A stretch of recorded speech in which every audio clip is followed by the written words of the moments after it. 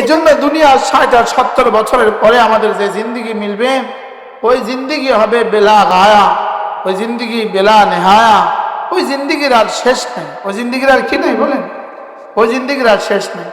এই জন্য আমার পীর ও মুর্শিদ হযরত মাওলানা সুলতান আহমদ নানুপুরি রহমতুল্লাহ আলাইহি বলতেন, আল্লাহ আমার হুজুরের কবরকে জান্নাতের টুকরো বানিয়ে দেন। হুজুর রহমতুল্লাহ আলাইহি বলতেন, এই অসামান্য একটু জীবনের প্রস্তুতি দিয়ে কোটি কোটি বছরের জান্নাত চলবে কিভাবে? তো হযরত বলতেন যে শুধুই আমল দিয়ে পুরো জান্নাত চলার কথা নয়, আমার আমল দিয়ে জান্নাত চলার কথা নয়।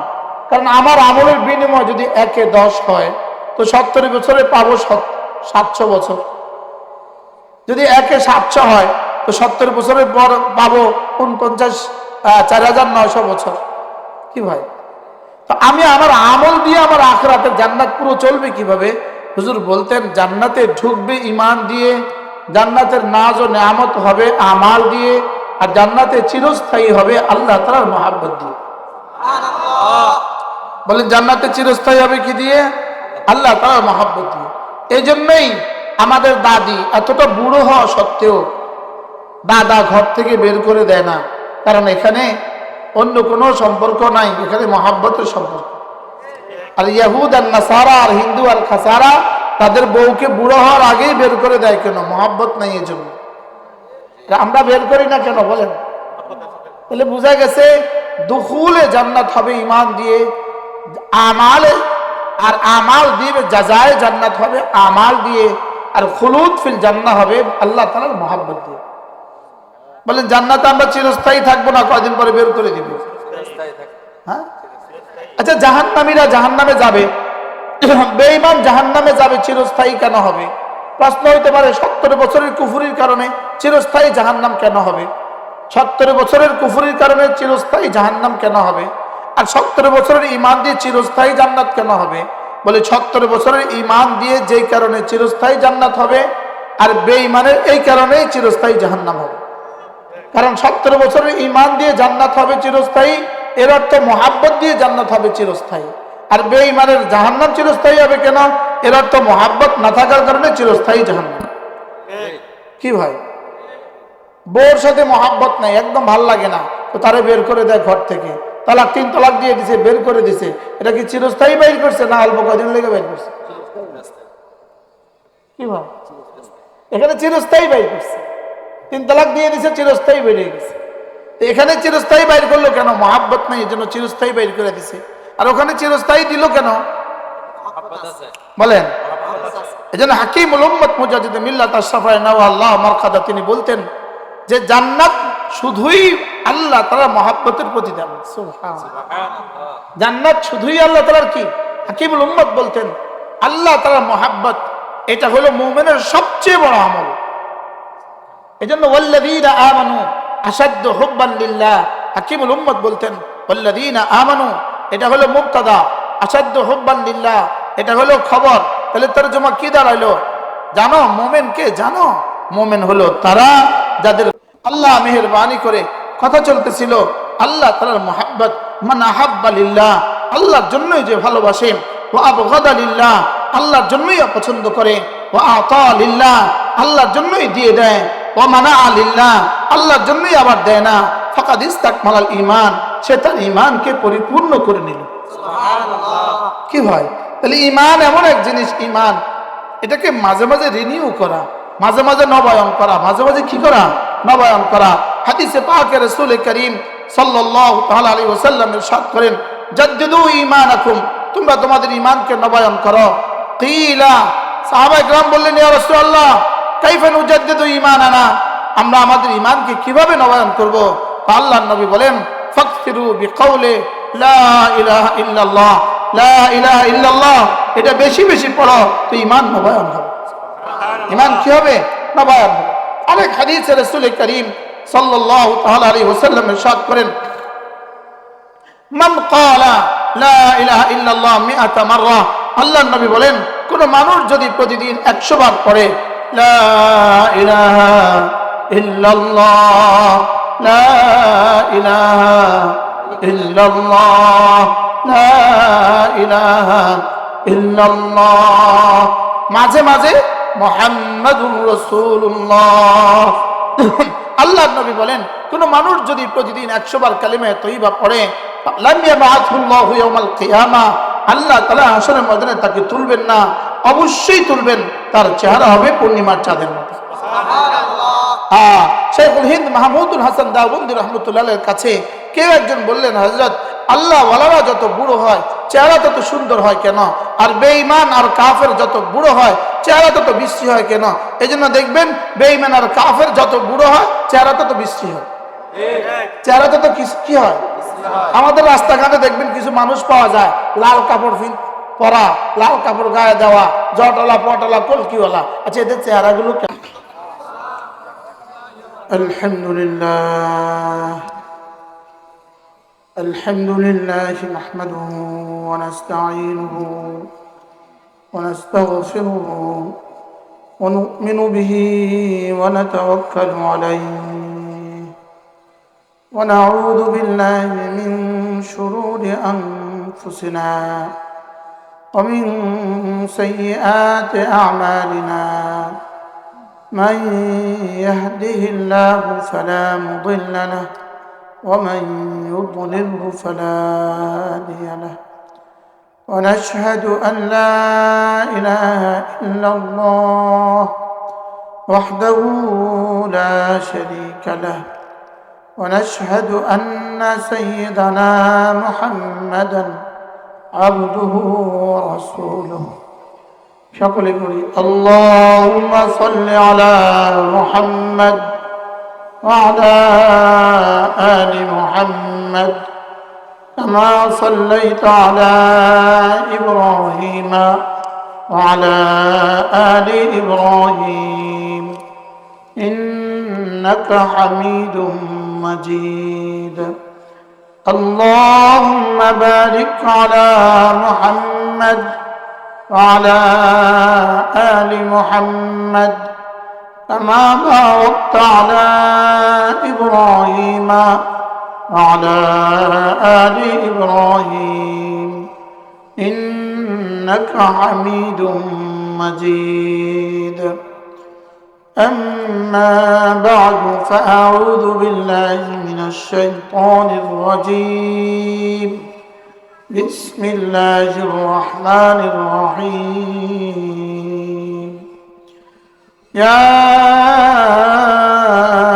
أيها الذين آمنوا لا تلهكم أموالكم ولا أولادكم عن ذكر الله ومن يفعل ذلك فأولئك هم الخاسرون. وأنفقوا مما رزقناكم من قبل أن يأتي أحدكم الموت فيقول رب لولا أخرتني إلى أجل قريب فأصدق وأكن من الصالحين ولن يؤخر الله نفسا إذا جاء أجلها الله خبير بما تعملون. صدق الله مولانا العظيم. আজকে 30 জানুয়ারি 2024 জামিয়া হাফিজুল উলুম আল ইসলামিয়া আহমদনগর বাকলিয়া চট্টগ্রাম কর্তৃক আয়োজিত আজকে 7ম বার্ষিক ওয়াজ ও দোয়া মাহফিলের শ্রদ্ধেয় সভাপতি, উপস্থিত হযরত উলামায়ে কেরাম, শ্রদ্ধেয় মুরব্বিয়ানে আযম, আমার যুবক ভাইয়েরা, পর্দার আলেম মা ও বোনেরা, আল্লাহ তাআলার অগণিত অসংখ্য প্রশংসা, যিনি দয়া করে মেহেরবানি করে আমাকে আর আপনাকে কুরআনে কারীমের নিসবতে, দাওয়াত ও তাবলীগের নিসবতে, জিক্র ও ফিকরের নিসবতে একত্রিত হয়ে কুরআনে কারীম থেকে কিছু কথা বলার শোনার তৌফিক দান করেছেন, এই জন্য বলি আলহামদুলিল্লাহ। আমার পঠিত আয়াতে কারিমা কুরআনে কারীমের সূরা মুনাফিকুনের আয়াত। এই 3 আয়াতি কারিমাকে সামনে রেখে অল্প সময় আমি আপনাদের সামনে 2-4টা কথা আলোচনা করবো ইনশাআল্লাহ। মেরে ভাইও, আল্লাহ তাআলা আমাদেরকে দুনিয়াতে অল্প সময়ের জন্য পাঠিয়েছেন। দুনিয়ার সময় আর আখিরাতের সময়ের পার্থক্য রাসূল করিম পড়েন সাল্লাল্লাহু আলাইহি ওয়াসাল্লাম ইরশাদ করেন, কোনো মানুষ যদি তার আঙ্গুলের মাথাটাকে সমুদ্রের পানিতে দিয়ে দেয়, রাসূল বলেন ফালিয়ানজুর বিমা রাজা ফিহি, এবার সে দেখুক তার আঙ্গুলের মাথার পানি কি পরিমাণ আর সমুদ্রের অবশিষ্ট পানি কি পরিমাণ। তার আঙ্গুলের মাথার পানি হলো তার দুনিয়ার হায়াত, আর সমুদ্রের অবশিষ্ট পানি হলো তার আখিরাতের হায়াত। আমরা তো এখন প্রায় বঙ্গোপসাগরের কাছাকাছি না? আমরা তো এই মুহূর্তে বঙ্গোপসাগরে কি আছি? কাছাকাছি আছি। মহাসাগর নয়, বঙ্গোপসাগরের পানিও নয়। আপনাদের কর্ণফুলী নদীর পানি আর আমার আঙ্গুলের মাথার পানি কদ্দুর বেশ কম। হ্যাঁ, বঙ্গোপসাগরের পানি আর আমার আঙ্গুলের মাথার পানি। এবার ভারত মহাসাগরের পানি আর আঙ্গুলের মাথার পানি। এবার সারা পৃথিবীর সমস্ত সাগর আর মহাসাগরের পানি আর আঙ্গুলের মাথার পানি। লেকিন সারা পৃথিবীর সমস্ত পানি এটাও কিন্তু আল্লাহ তাআলার ইলমে সসীম, আল্লাহ তাআলার ইলমে সীমিত। আমার আঙ্গুলের মাথার পানি আমার ইলমে সীমিত, আর সমুদ্রের মা বাকিয়া পানি আল্লাহ তাআলার ইলমে সীমিত। লেকিন আখিরাতের হায়াত আল্লাহ তাআলার ইলমেই অসীম। সুবহানাল্লাহ। আখিরাতের হায়াত আল্লাহ তাআলার জীবন যদ্দূর, আখিরাতের হায়াত তদ্দূর। আল্লাহ তাআলা যতদিন, আখিরাত ততদিন। বলেন, আল্লাহ তাআলা যতদিন, আখিরাত ততদিন। এবার আল্লাহ তাআলা কতদিন? হুয়াল আউয়াল ওয়াল আখির ওয়াল যাহির ওয়াল বাতিন, লাইসা মিন ক্বাবলিহি শাই ওয়া লাইসা মিন বাদিহি শাই ওয়া লাইসা মিন ফাওকিহি শাই ওয়া লাইসা মিন দুনিহি শাই। আল্লাহ তাআলার উপরেও কেউ নাই, আল্লাহ তাআলা ছাড়া কেউ নাই, আল্লাহ তাআলার আগেও কেউ নাই, আল্লাহ তাআলার পরেও কেউ নাই। এজন্য দুনিয়া 60 আর 70 বছরের পরে আমাদের যে জিন্দেগি মিলবে, ওই জিন্দেগি হবে বেলা গায়া, ওই জিন্দেগি বেলা নেহায়া, ওই জিন্দেগির আর শেষ নেই। ওই জিন্দেগির আর কি নেই? বলেন, ওই জিন্দেগির আর শেষ নেই। এজন্য আমার পীর ও মুর্শিদ হযরত মাওলানা সুলতান আহমদ নানুপুরি রহমতুল্লাহ আলাইহি বলতেন, আল্লাহ আমার হুজুরের কবরকে জান্নাতের টুকরো বানিয়ে দেন। হুজুর রহমতুল্লাহ আলাইহি বলতেন, এই অসামান্য একটু জীবনের প্রস্তুতি দিয়ে কোটি কোটি বছরের জান্নাত চলবে কিভাবে? তো হযরত বলতেন যে শুধুই আমল দিয়ে পুরো জান্নাত চলার কথা নয়, আমার আমল দিয়ে জান্নাত চলার কথা নয়। কারণ আমার আমলের বিনিময় যদি 1 এ 10 হয়, তো 70 বছরে পাবো 700 বছর। যদি 1 এ 700 হয়, তো 70 বছরের পর পাবো 49,900 বছর। কি ভাই? তো আমি আমার আমল দিয়ে আমার আখিরাতের জান্নাত পুরো চলবে কিভাবে? হুজুর বলতেন, জান্নাতে ঢুকবে ইমান দিয়ে, জান্নাতের নাজ ও নেয়ামত হবে আমাল দিয়ে, আর জান্নাতে চিরস্থায়ী হবে আল্লাহ তাআলার মহব্বত দিয়ে। বলেন, জান্নাতে চিরস্থায়ী হবে কি দিয়ে? আল্লাহ তাআলার মহব্বত দিয়ে। এই জন্যই আমাদের দাদি এতটা বুড়ো হওয়া সত্ত্বেও দাদা ঘর থেকে বের করে দেয় না, কারণ এখানে অন্য কোনো সম্পর্ক নাই, এখানে মহব্বতের সম্পর্ক।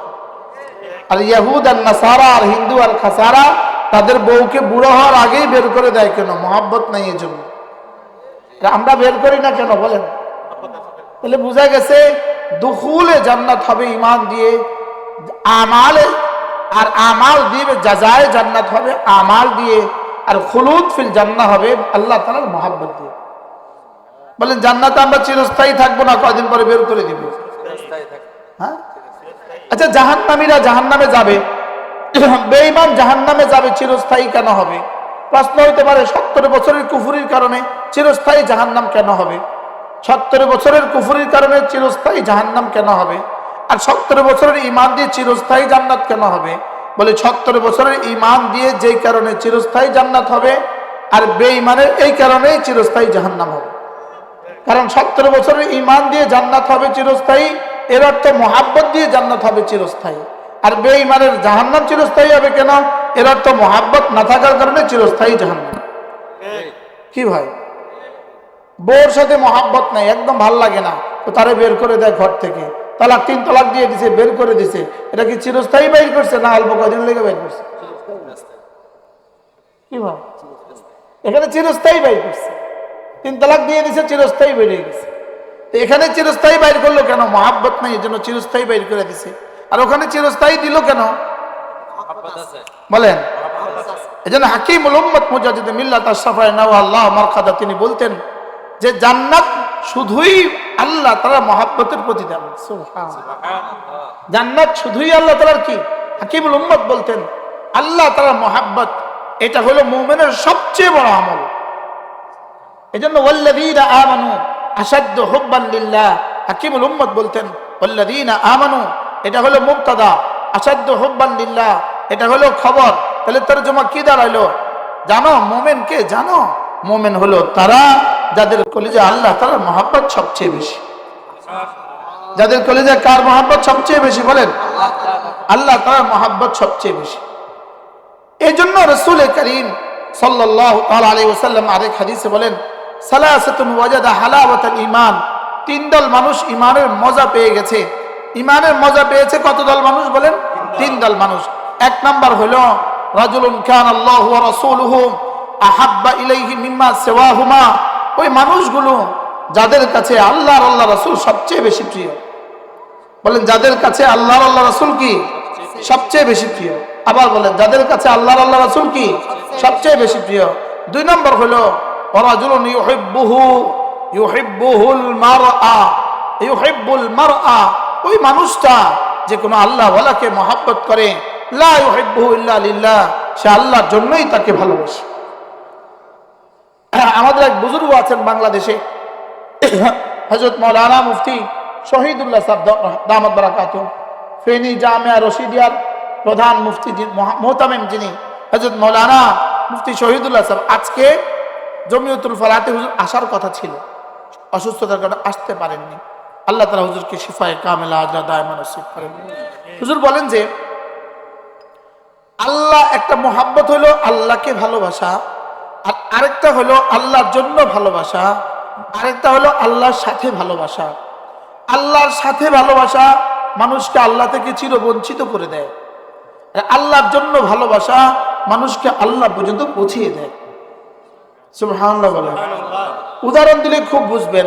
যেমন ধরেন একজন স্ত্রীকে ভালোবাসে, স্ত্রী স্বামীকে ভালোবাসে, এটা হলো সরাসরি স্ত্রীকে ভালোবাসা। লেকিন এক ছেলে, এক যুবক নওজোয়ান তার স্ত্রীর মাকে কেন ভালোবাসে? এটা হলো স্ত্রীর জন্য ভালোবাসে। সুবহানাল্লাহ বলেন। সেই স্ত্রীর মাকে কেন ভালোবাসে? স্ত্রীর আব্বাকে কেন ভালোবাসে? স্ত্রীর কারণে, স্ত্রীর জন্য। তাহলে একটা হলো স্ত্রীকে ভালোবাসা, একটা হলো আল্লাহকে ভালোবাসা। একটা হলো স্ত্রীর জন্য ভালোবাসা, একটা হলো আল্লাহর জন্য ভালোবাসা। কিছুটা বুঝছি তো আমরা না? এবার যেমন ধরেন একটা স্ত্রী নতুন বউ এই ঘরে আসার পরে স্বামীর 2 বছরের একটা ছোট ভাই আছে, ওকে অনেক যত্ন করে। আমার একটা ছোট ছেলে আছে, আমার ছেলে আছে 3 বছর বয়স, আর আমার ঘরে আমার ছেলের বউ আছে। বড় ছেলের কি আছে? এখন বড় ছেলের বউ কিন্তু আমার এই ছোট ছেলেটাকে খুব যত্ন করে। ওকে আমি আজকে আসতে দেখেছি ওর কোলেও, তাহলে ও খুব যত্ন করে ওকে। এখন ওকে যদি জিজ্ঞেস করে তুমি ওকে এতটা আদর করছো কেন, বলবে আমার স্বামীর জন্য। কার জন্য বলেন? আমি কি বুঝাইতে পারছি জন্য কাকে বলে? তাহলে এবার শুনেন, এবার যদি এই ঘরে একটা চাচাতো ভাই আছে, বয়স 26 বছর বয়স, এখন এই নতুন বউ তাকেও ভালোবাসে। বুঝে নাই? কিটা বুঝলেন? নতুন বউ কাকে ভালোবাসে বলেন? স্বামীর 26 বছর বয়সী একটা চাচাতো ভাইকে স্ত্রী কি করে? এখন ও যদি বলে ওকে কেন ভালোবাসো, যদি বলে তোমার জন্য, এটা বিশ্বাসযোগ্য? তাহলে এটা কি তোমার জন্য হলো না তোমার সাথে হলো? এটা কি স্বামীর জন্য না স্বামীর সাথে? বলেন, কথা বলেন। স্বামীর জন্য না স্বামীর সাথে? স্বামীর সাথে। এবার বলুন তো দেখি, স্বামীর জন্য ভালোবাসা স্বামীর ভালোবাসাকে ত্বরান্বিত করে, আরো বেশি উচ্ছ্বসিত করে, লেকিন স্বামীর সাথে ভালোবাসা স্বামী থেকে বঞ্চিত করে। বলেন, বুঝে বলেন। স্বামীর জন্য ভালোবাসা স্বামীর ভালোবাসাকে আরো কি করে? আগে বাড়ায় দেয়, উৎসাহিত করে, বৃদ্ধি করে। আর স্বামীর সাথে ভালোবাসা স্বামী থেকে কি করে? এবার বলুন তো দেখি, আল্লাহর জন্য ভালোবাসা বান্দাকে আল্লাহ পর্যন্ত পৌঁছিয়ে দেয়, আর আল্লাহর সাথে ভালোবাসা বান্দাকে আল্লাহ থেকে চিরবঞ্চিত করে দেয়। এই জন্য কোন আল্লাহওয়ালাকে ভালোবেসে যদি আর মহাব্বত করে যদি আপনি নামাজি হয়ে যান, এটা হবে আল্লাহর জন্য ভালোবাসা। আর কাউকে ভালোবেসে যদি গান জুটি হয়ে যায়, এটা হবে আল্লাহর সাথে ভালোবাসা। এতক্ষণ পরে কিছুটা বুঝছেন কি? আল্লাহর জন্য ভালোবাসা মানে কি? আমাদের হযরত বলেন যে, রশিদে হযরত আল্লাহ দামাত বারাকাতুহু বলেন যে, আল্লাহর জন্য ভালোবাসা আল্লাহ পর্যন্ত পৌঁছিয়ে দেয়, আর আল্লাহর সাথে ভালোবাসা আল্লাহ থেকে বঞ্চিত করে দেয়। যেমন স্বামীর জন্য ভালোবাসা স্বামীর মহব্বত বৃদ্ধি করে, আর স্বামীর সাথে ভালোবাসা স্বামী থেকে কি করে? বঞ্চিত করে। এবার বলুন তো দেখি, কোন ভালোবাসা আল্লাহর জন্য আর কোন ভালোবাসা নফসের জন্য? আর কি বলে, কোন ভালোবাসা আল্লাহর জন্য, কোন ভালোবাসা আল্লাহর সাথে? এটা বোঝা সহজ না কঠিন?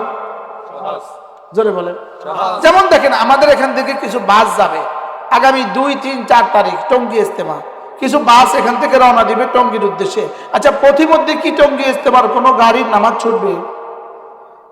আসতে কোন গাড়ি কি জোহর নামাজ বাদ দিয়ে ইজতেমা যাবে? আসর নামাজ বাদ দিয়ে ইজতেমা যাবে না। ঠিক আছে তো কথা? আচ্ছা, এখান থেকে কিছু বাস যায় ফটিকছড়ি মাইজবান্ডারে, সেখানে যাওয়ার সময় নামাজ পড়ে না? যারা দাঁড়ায় আছেন তারা বলেন পড়ে না বলেন। তারা নামাজ কি করে না? আচ্ছা, পড়ে না। টঙ্গী যাওয়ার সময় কি করে? আর মাইজবান্ডারে যাওয়ার সময় কি করে না? অধিকাংশ পড়ে না। তাইলে বোঝা গেছে, একটা আল্লাহর সাথে ভালোবাসা, একটা আল্লাহর জন্য ভালোবাসা। বুঝে গেছে তো? পুরো বুঝে গেছে। তাহলে ভালোবাসা দুই ভালোবাসা বলেন। এক ভালোবাসা বাড়ায়, আরেক ভালোবাসা বিচ্ছিন্ন করে দেয়, চির বিচ্ছিন্ন করে দেয়। স্বামী যদি শুনতে পায় তার স্ত্রী তার চাচাতো ভাইকে 30 বছরের চাচাতো ভাইকে খুব ভালোবাসে, হ্যাঁ, তালাক দিবে কিনা বলেন? হ্যাঁ, দিবে না বলেন? কেন? এটা ভালোবাসা তার জন্য না তার সাথে? কি হয়? আল্লাহ আমাদেরকে বুঝ দান করেন। হযরত নানুপুরী রহমতুল্লাহ আজীব কথা বলছেন। হুজুর বলেন যে, এক বেটার আখ্যাত ছিল। আখ্যাত হযরত নানুপুরী মানে কে? হযরত মাওলানা সুলতান আহমদ নানুপুরী রহমতুল্লাহ আলাইহি। হুজুর বলেন যে, এক বেটার আখ্যাত ছিল। আখেরে ছিল আমাদের ভাষা কি বলে? কুশার।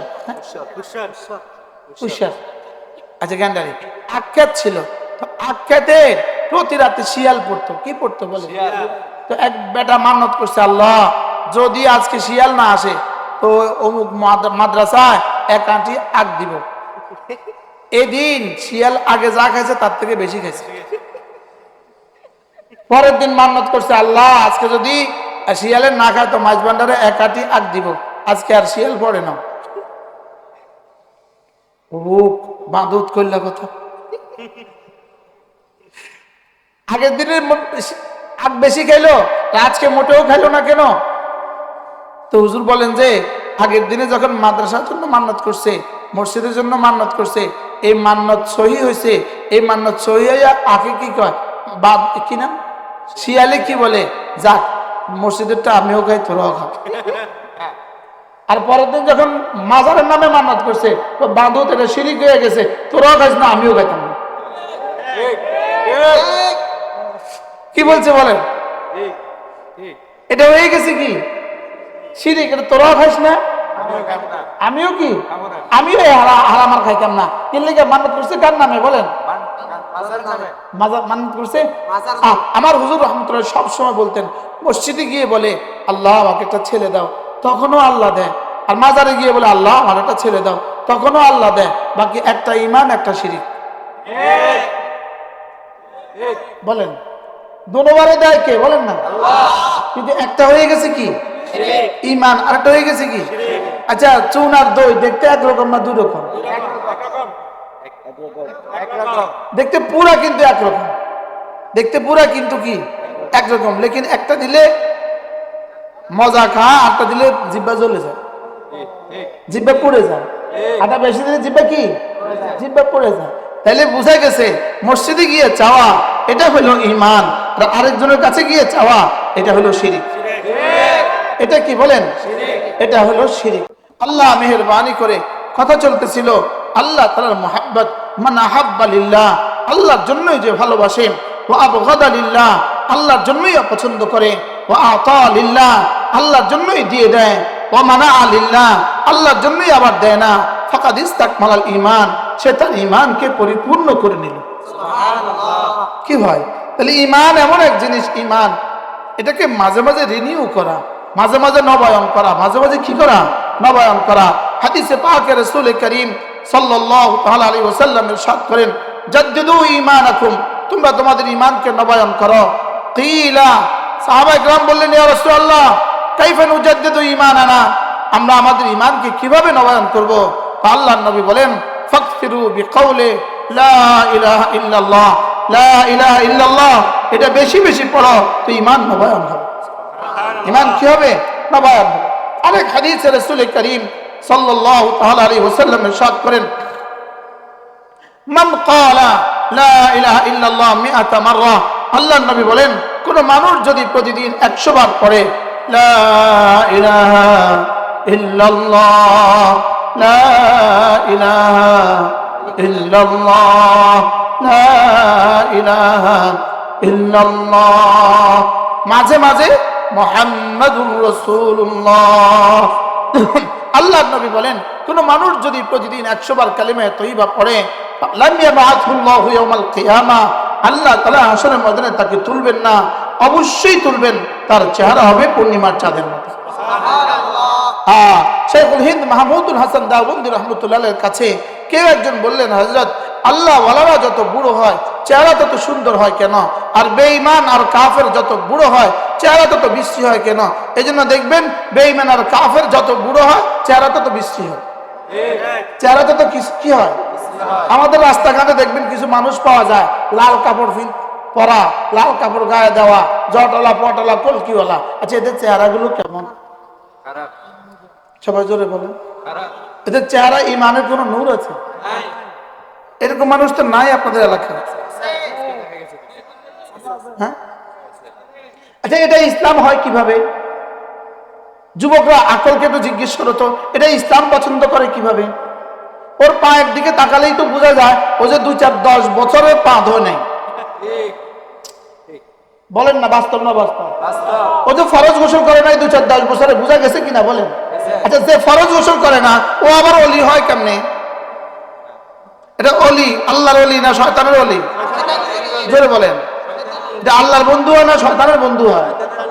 এটা কি হয়? এটা কোনোদিন কি হইতে পারে না, এটা মুসলমানই তো হইতে পারে না। এটা মুসলমানই তো কি মুসলমানই তো হইতে পারে না।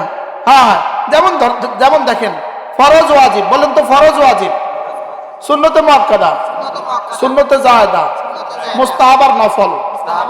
ফরজ ওয়াজিব করব কেন? ফরজ ওয়াজিব করব জাহান্নাম থেকে বাঁচার জন্য। সুন্নতগুলো করব কেন? রাসূলের সুপারিশ পাওয়ার জন্য।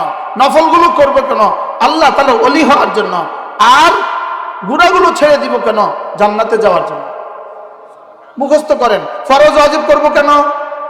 আল্লাহর জন্য, জাহান্নাম থেকে বাঁচার জন্য। বলেন, জাহান্নাম থেকে বাঁচার জন্য। ফরজ নামাজ নাই, ফরজ রোজা নাই, ফরজ গোসল নাই, তার জাহান্নাম থেকে বাঁচা নাই, তার জাহান্নাম থেকে কি নাই? বলেন। তাহলে ফরজ ওয়াজিব করব কেন? জাহান্নাম থেকে বাঁচার জন্য। গুনাহগুলো ছাড়বো কেন? জান্নাতে যাওয়ার জন্য। সুন্নতগুলো করব কেন? রাসূলের সুপারিশ পাওয়ার জন্য। নফলগুলো করব কেন? আল্লাহর ওলি হওয়ার জন্য। তাইলে বোঝা গেছে নফল করলে আল্লাহর ওলি হওয়া যায়। কোন নফল করলে আল্লাহর ওলি হওয়া যায়? কোন নফল করলে আল্লাহর ওলি হওয়া যায়? যেই নফলের সাথে আগের 4টা আছে। সুবহানাল্লাহ বলেন। যেই নফলের সাথে কি আছে? ফরজ ওয়াজিব আছে। বলেন, সুন্নতে মুআক্কাদা আছে, সুন্নতে জায়েদা আছে। এই সবটার সাথে যার নফল হবে সে আল্লাহর ওলি হবে। সুবহানাল্লাহ বলেন।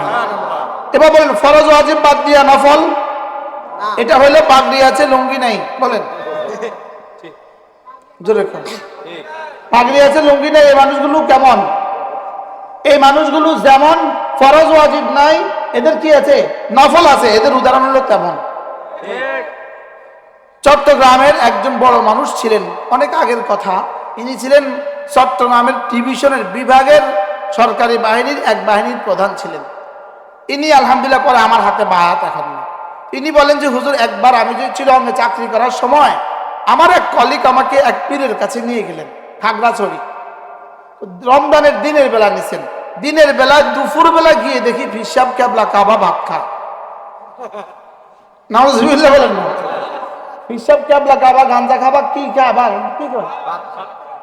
তো ইনাকে দেখা তো একটু কাশো মুসু করে। তো উনি কইতেছে, হিসাব করতেছে, ওড়ো আর তোমার ভাত খা, আমার সাথে ভাত খাও।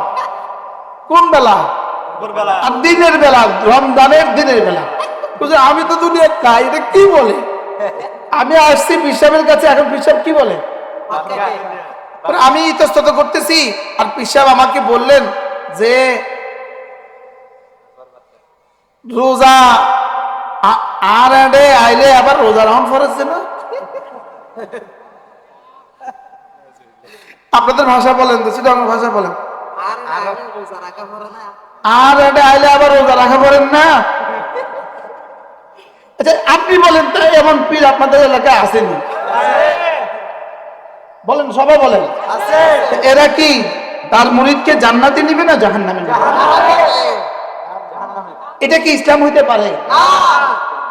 হ্যাঁ, তাইলে বোঝা গেছে নফল করলে জান্নাতে যাবে, আল্লাহর ওলি হবে। কোন নফল করলে আল্লাহর ওলি হবে? যেই নফলে ফরজ ওয়াজিব আছে, সুবহানাল্লাহ বলেন। সুন্নতে মুআক্কাদা আছে, সুন্নতে জায়েদা আছে, মুস্তাহাব আছে। এরকম মানুষ যদি নফল করে, সে আল্লাহর বন্ধু হবে। সুবহানাল্লাহ। যেমন ধরেন আপনার দুজন কর্মচারী আছে, দুজন কর্মচারীর ডিউটি, প্রত্যেকের ডিউটি 9টা থেকে 9টা, খুব ডিউটি করে, 15,000 টাকা করে বেতন। একজন কর্মচারী মাঝে মাঝে মালিকের জুতোটা ঠিক করে দেয়, ডিউটি 100 করে, আবার মাঝে মাঝে মালিকের জুতা ঠিক করে। আপনি বলুন তো দেখি, মালিক কাকে বেশি ভালোবাসবে? ডিউটি বাদ দিয়ে বলেন, ডিউটি বাদ দিয়ে না ডিউটি সহ? এখন মালিক কি করে?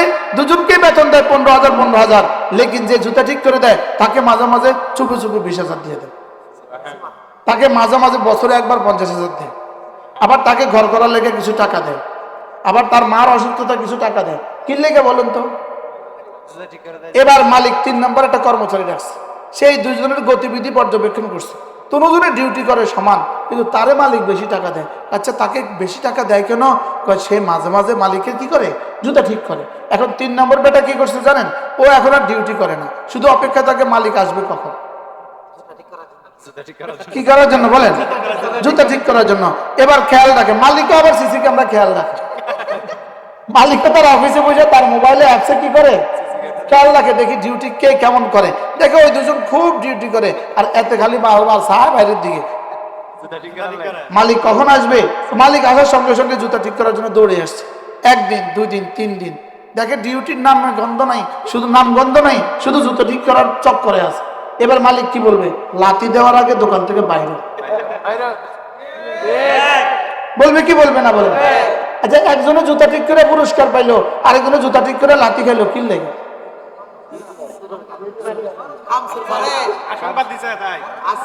কি বাদ দিছে বলেন? আসল বাদ দিছে। আসল বাদ দিয়া যদি নফল করে, তাহলে কি লাঠি খায় না বেতন বাড়তি পায়?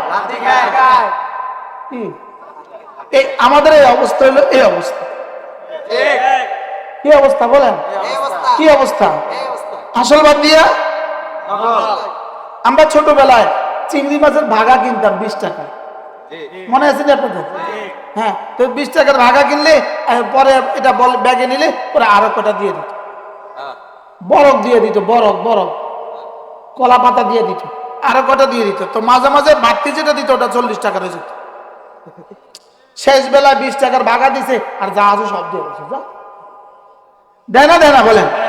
এখন বেটা বাড়িতে গিয়ে খুব খুশি, বিবিকে বলতেছে, বিবি শুনছো আজকে তো মজার খবর আছে, 20 টাকার চিংড়ি মাছ কিনা ফাও পাইয়া গেছে 40 টাকা।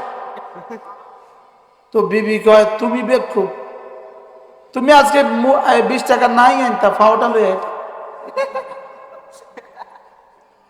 কি ভাই? আচ্ছা 20 টাকার না কিনলে কি ফাও দিব? আর 20 টাকার কিনলে ফাও পাওয়া যাবে। তাহলে 20 টাকার না কিনলে যেমন ফাও পাওয়া যায় না, ফরজ ওয়াজিব সুন্নতে মুআক্কাদা না কইরা শুধু নফল আর শবে বরাত আর শবে মেরাজ আর শবে কদর করলে পাওয়া যাবে না কিছু।